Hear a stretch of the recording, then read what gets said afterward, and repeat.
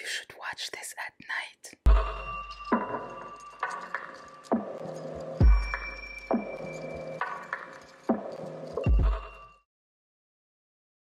Hey curious cats, my name is Sahara. Welcome to the True Crime channel. Let's get into it. Tonight is the highly requested Sandy Hook shooting case, and I decided to do things a bit differently. I'm gonna be showing a lot of images, a lot of pictures, and you're just gonna see my face right now and at the end of the video. And I think another reason is maybe I'm trying to get the focus off of my makeup. I'm counting on your feedbacks. Just let me know if you like that format better or if you want me to do that like every now and then. So yeah, let's get into it. In Newtown, Connecticut, a small town of 27,000 people, in the morning of December 14, 2012, Adam Lanza wakes up. He goes to his mother's bedroom, Nancy Lanza. He shoots her 4 times in the head with a .22 caliber rifle while she's still in bed sleeping. He then heads to his bedroom and tears apart his computer.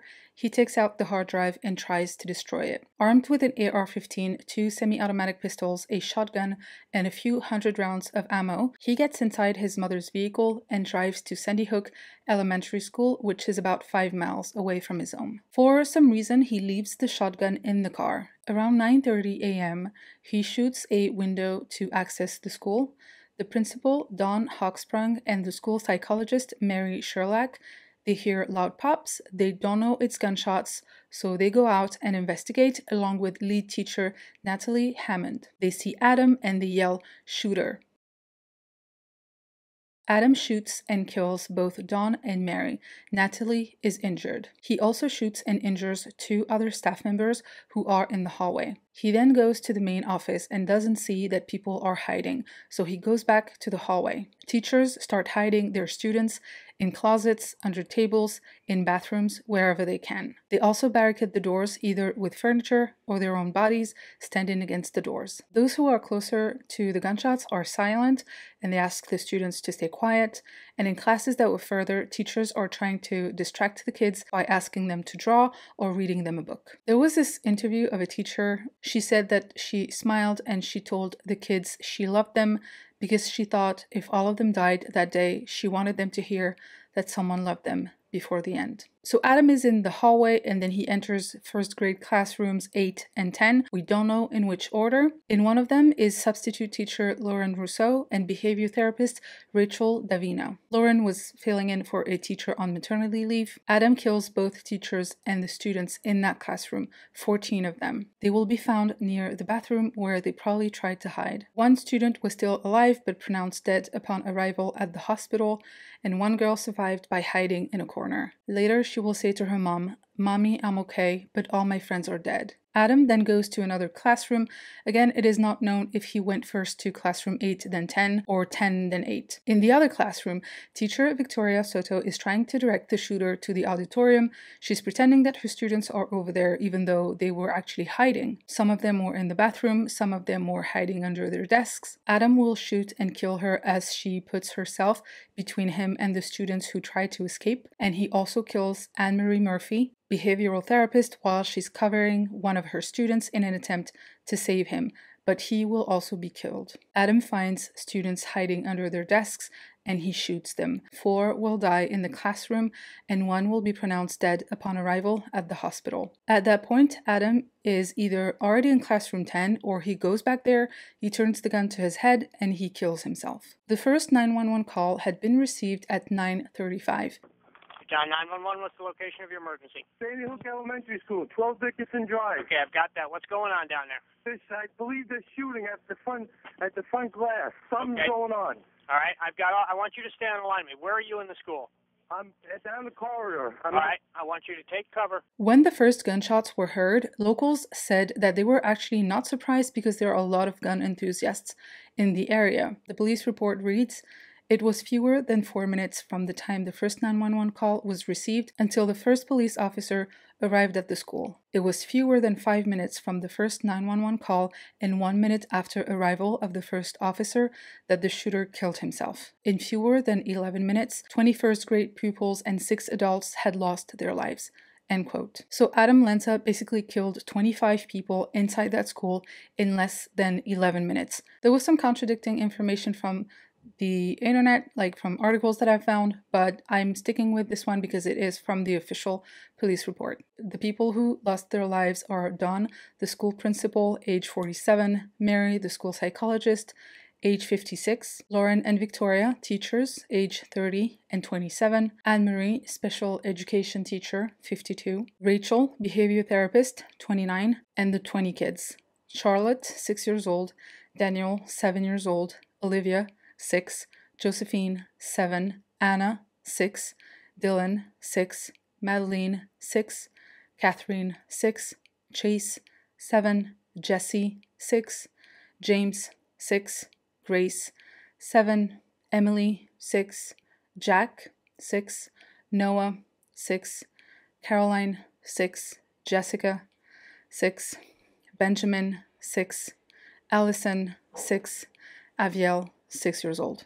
Aviel's father had actually started a foundation in the name of his daughter. I found out when I got to the end of my research, actually, that he committed suicide about 2 years ago. The police investigation will reveal that all the firearms found inside the school and at the home of the Lanza family, along with all the ammo, had been purchased legally. All victims had been shot multiple times with the rifle, except 2 of the victims, who had been shot only once, which led investigators to the conclusion that Adam was reloading frequently. The investigation also tried to determine if anyone else had been involved in the planning of this shooting. When police arrived at the scene, they actually didn't even know if it was more than one shooter, so they looked through the entire school and made sure all rooms were clear. Obviously, they were also looking for survivors as well, or victims. The other reason they thought there could be a co-conspirator is because there was an unknown male just hanging out right outside the school long after staff and children had been evacuated. Police thought it looked suspicious, so they looked into that. And there were also people in the wooded area that surrounds the school, and they were just hanging out in the woods while police was evacuating and searching the place. Pretty much everybody was handcuffed and interrogated because police just wanted to make sure there was no second shooter, and there wasn't. The unknown male outside the school was a parent, and the people in the woods were mostly reporters. But at that point, everybody was just freaking out. I mean, not freaking out, I guess they were following police procedure, and they just had to make sure. There was this one guy, though, who had no business being in the woods. He was just curious. He had received the lockdown alert on his phone, which is something that I'm gonna have to explain in the French version of this video, because in France, we actually don't have emergency text alerts. When the body of the shooter was found, he was dressed in cargo pants, pockets full of ammo, guns by his side, he had earplugs in, he was wearing fingerless gloves. Police recovered ballistic evidence and the body was taken to the morgue. Investigators proceeded with a house search after looking into Adam's car,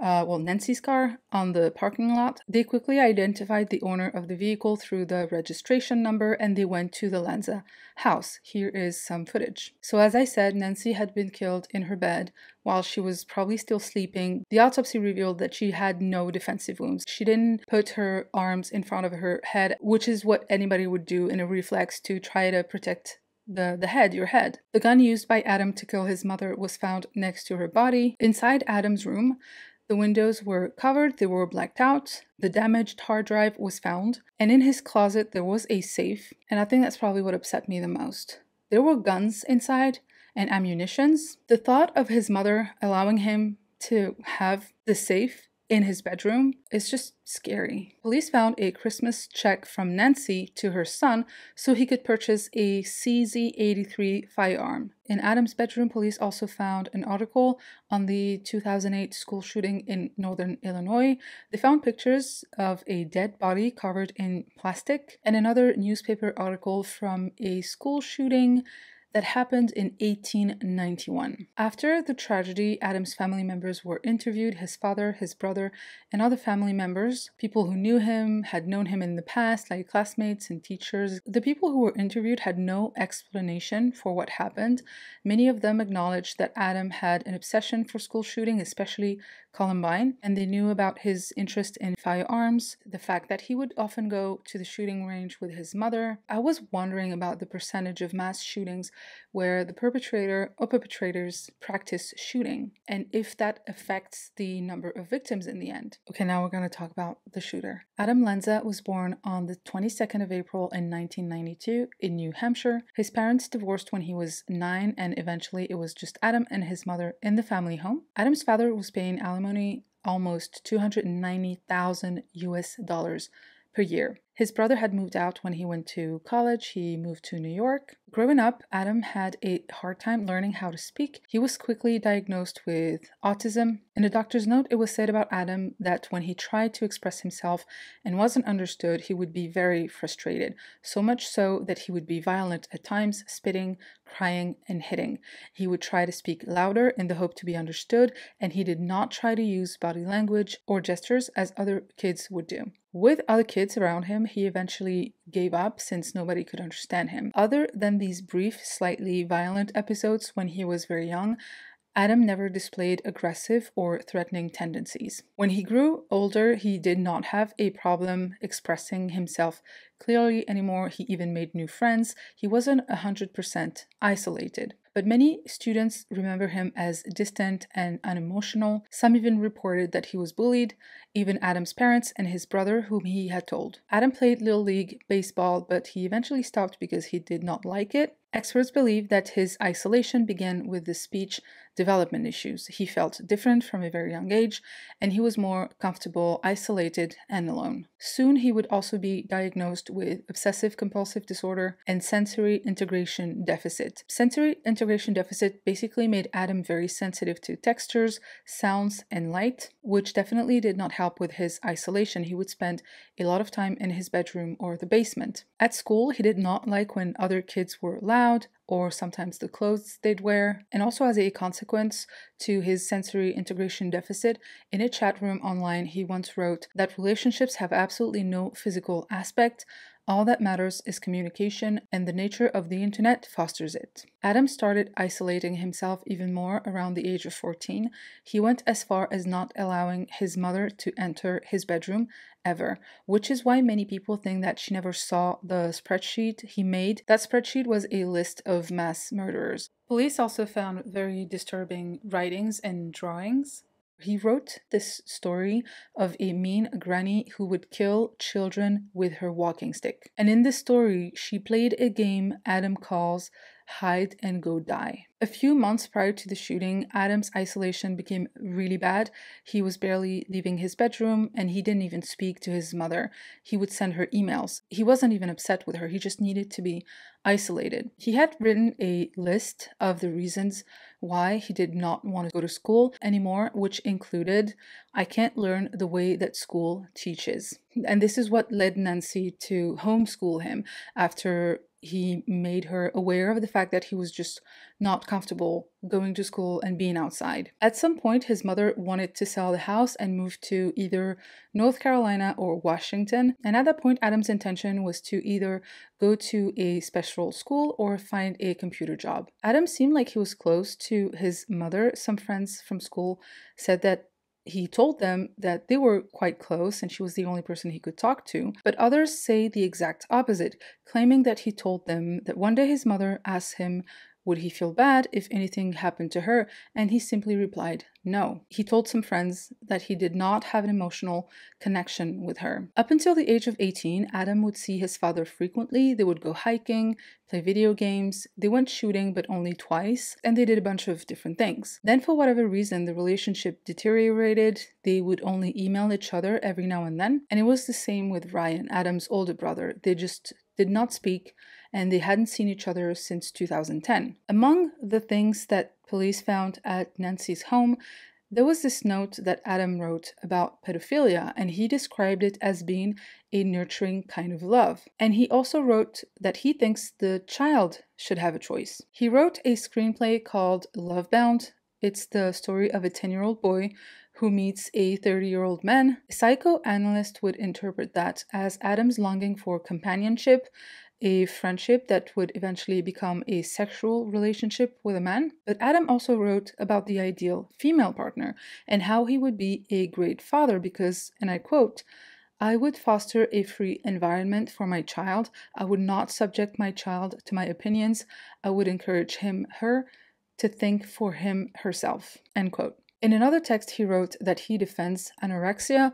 One of his arguments was that thin people are graceful, according to him. Fat people can fit everywhere. And he also wrote, "I want to walk through the snow and leave no footprints." Unless you're that guy, I don't think that's ever happening, but okay. Adam was actually malnourished. He was anorexic. Adam also wrote about the fact that he did not understand why religions condemn suicide since it's a fast track to heaven. Basically, that's what he says. He thinks it's the best way to end your suffering in this life. And last but not least, he says that if you die, it's moral because you would not have the capacity to commit immoral deeds, which you can do when you're alive. He also wrote about the fact that he has nothing but scorn for humanity, especially his parents. It's not exactly clear when he wrote everything that was found by police, but it was understood by psychiatrists that the violence in all this content was evolving and it was worsening, it was escalating. Adam's autopsy revealed that he had not taken drugs or medication prior to the shooting. He had no interest in drugs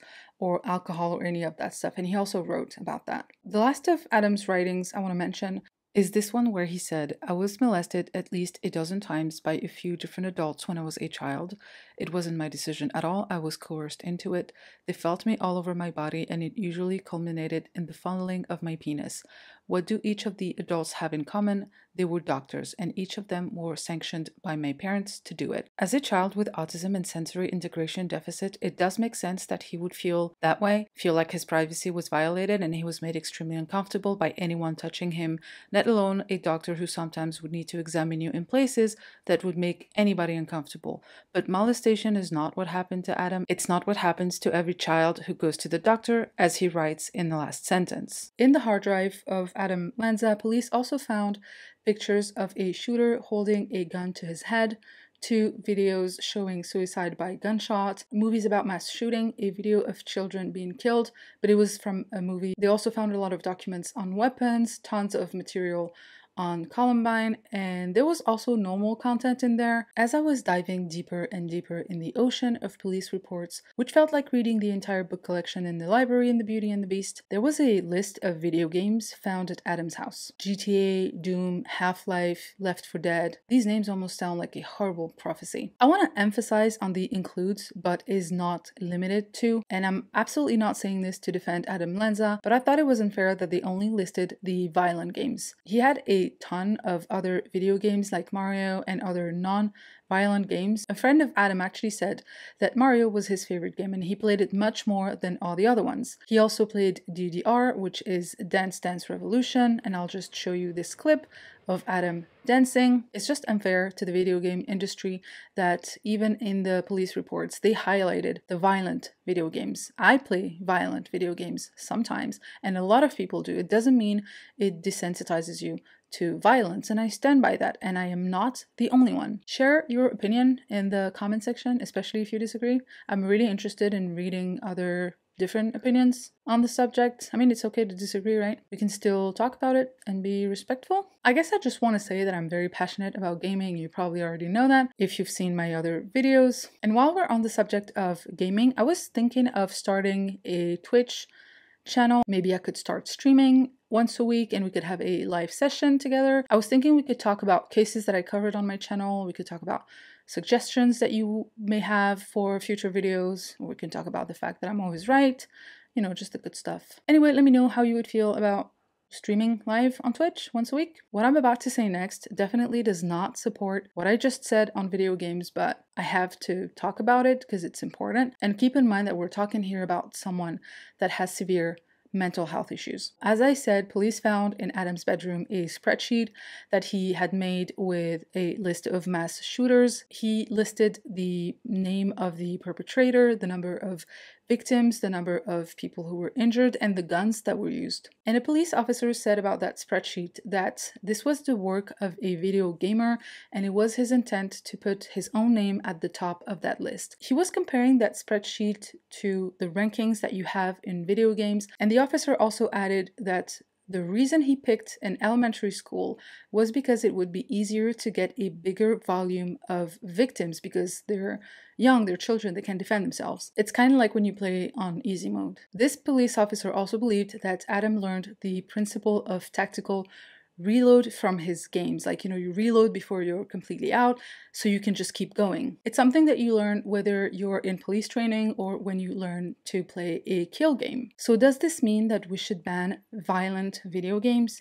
And if so, then we should also ban violent movies or series. We all remember the shooting at the movie theater. So where's the limit? Like, how far do we have to go to try and prevent people from killing? I mean, don't you think the problem comes from guns and not fake digital guns? It is no wonder that parents of victims, like the parents of the Sandy Hook victims, they actually start to advocate for gun control after something like that happens. The mother of, I think her name was Grace, she spoke on TV, she gave an interview, and she said that if people who made the laws went through something like that, they would probably understand. And I think it's fair to say that. The last thing I want to say about video games is that I am speaking as a European. Here we have little to no gun violence, especially compared to the USA. So I do get that violence from video games is a concern, but I want to remind you here that those type of games, they are not made for young audiences.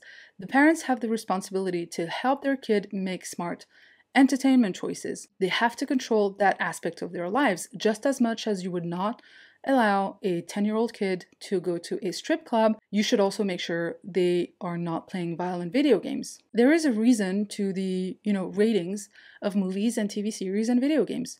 If it's not made for under 12-year-old kids, it's just not. And I do get that an argument can be made that playing is different than just watching, but it is still violence. Video games are just not to blame. They're not. If they were, we'd have more school shootings in other parts of the world, not just the USA. I think it's important here to talk about Nancy, Adam's mother, because there was a lot said about her and how she was to blame and what happened. She was 52 at the time of the events. She was described by friends and family as a very generous person, a good mother. She was very protective of her son Adam, and she was very caring. The gun enthusiasm was not unanimously reported the same way. Some said she liked guns, but it was a hobby, not an obsession. And some family members said that she loved guns very much, and it was part of her doomsday prepping obsession. She would talk a lot about preparing for an economical collapse. Some friends admitted that they didn't even know what she did for a living. They didn't know if she worked or not. Well, she didn't, because her husband was giving her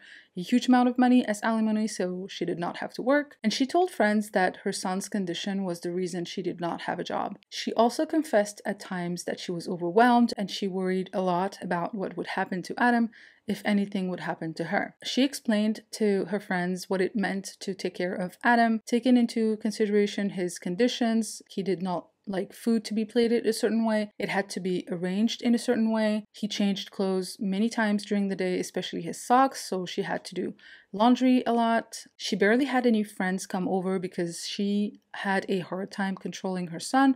That's how she phrased it. And when she would have someone come over, they were given instructions on how to not touch Adam. He would most likely be in his room anyway, especially if someone was visiting. He just didn't like people, or he didn't like too many people around him, so that was that. And even those who worked around the house or delivery men, they could only talk to Nancy outside, and they were told to never ring the doorbell. She also had to get rid of a cat because Adam just did not want it around anymore. He did not like holidays or birthdays or any kind of celebration since he felt no emotions. That's how she phrased it. She could never have a Christmas tree, for example, and it was just getting more and more difficult, she admitted to friends. There was a rumor saying that Nancy was working at Sandy Hook, but she wasn't. She was a volunteer there as per this Christmas card that was found in her home, but that was when Adam used to be a student there. So as you can imagine, many people put the blame on Nancy for what happened, not just the media, but also experts,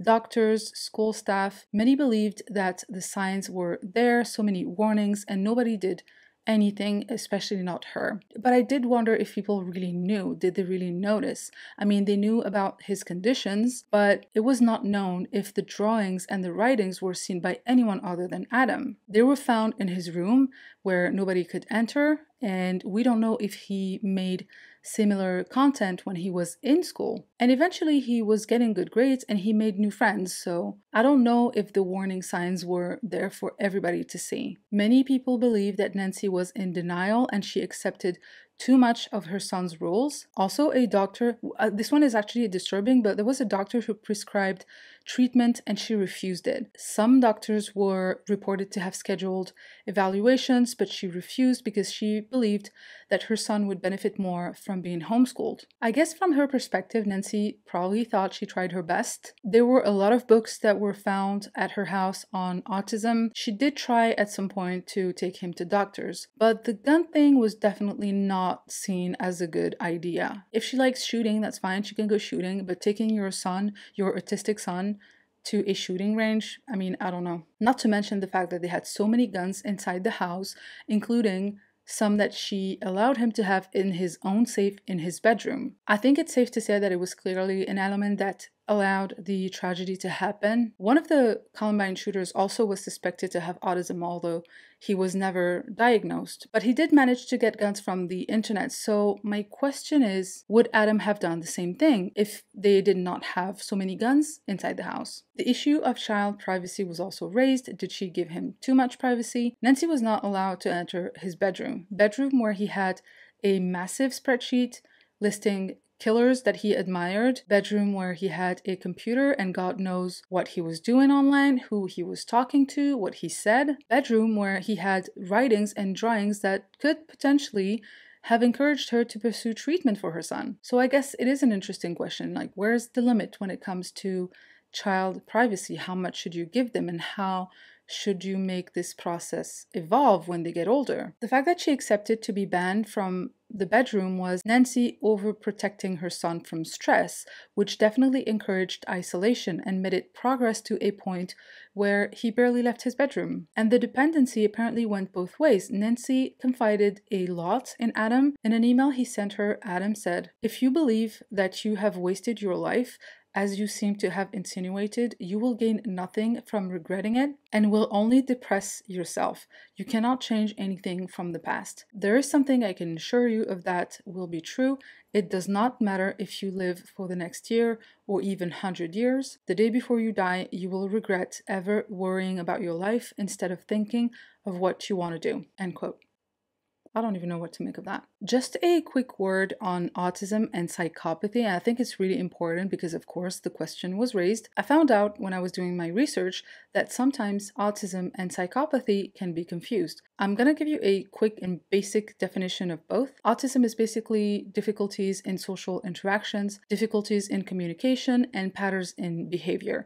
And each of these three main elements can mean very different things in different people. For example, some people can be hypersensitive, like it was the case for Adam, who could not tolerate loud noises, bright lights, bright colors, etc. And other people suffering from ASD will actually experience the exact opposite. They will not be aware of sounds and they will be in like their own sensory bubble. So you can either be oversensitive or undersensitive. And that's why it's called the autism spectrum disorder, because under each main component, there is a variety of different disorders. Psychopathy is a neuropsychiatric disorder marked by deficient emotional responses, lack of empathy, and poor behavioral controls, commonly resulting in persistent antisocial deviance and criminal behavior. So from what I gathered, the confusion between autism and psychopathy comes from the empathy aspect of it, or the lack of empathy to be precise. And the problem is that the lack of empathy is not inherent to autism.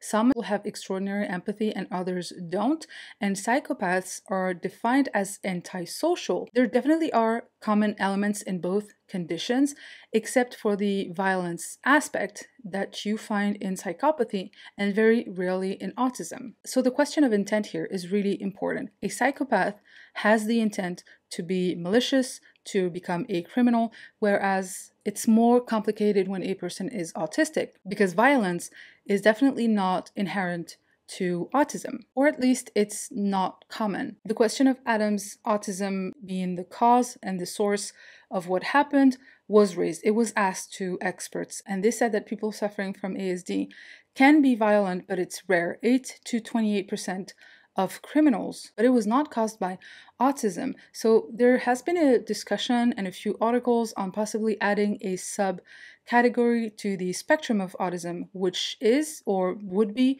referred to as criminal autistic psychopathy. I did come across autistic psychopathy, so maybe that would be a better option for a name of that subcategory. And again, it's rare that a person suffering from autism would also be a psychopath, but Adam Lanza definitely would fall in that category if it ever becomes an official diagnosis, and it's not the case right now. A lot of doctors insisted on the fact that people with ASD are actually less likely to commit a crime and much more likely to become victims of a crime. And in the case of Adam Lanza, there is another element that is to be taken into consideration. It's the fact that he was suffering from anorexia, which, according to them, could have impaired his cognitive functions and probably caused brain damage. Everything that I said about autism and psychopathy is not my opinion or my interpretation of things or my analysis of things.